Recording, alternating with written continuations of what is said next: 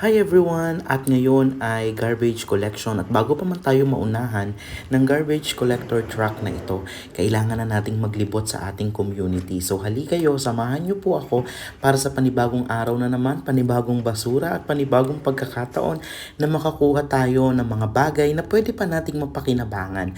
So andito po tayo ngayon sa kabilang community at naglalakad po ako at may nakita po ako dito na meron pong nagpapamay na ng basura. So nandito po ang plastic bags at nilalagay po nila ito sa kanilang harapan ng gate in case po may mga tao na maging interested pa dito. So ito po ako, ito na po at nakuha ko na po at nag-hi pa po sa akin yung homeowner at excited na po akong umuwi. Mami! Tira mo, dali. Tira mo, halika. Ano? Oh, regalo ko sa'yo. Talaga ba? Oo. Diba?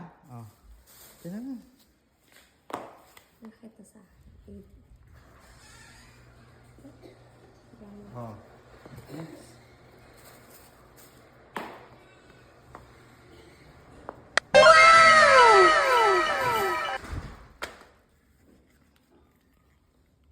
Hmm.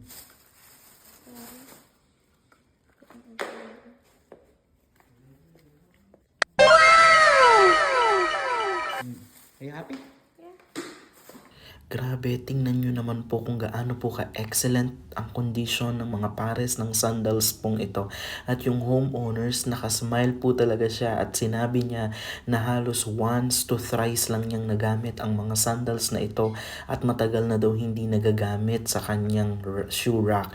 So might as well, she wants to put smiles on faces of other people.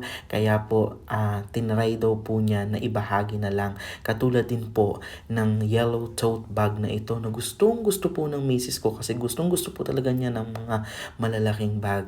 Andito rin po ang bandolino navy blue shoes. Meron din po tayong floral na shoes.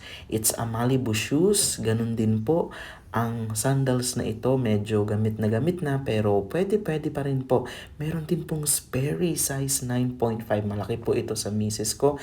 At meron din pong red na shoes na parang Converse. At meron din pong brand new leggings and brand new stockings. Maraming po salamat sa pagsama nyo sa aking pamamasura today. Ingat!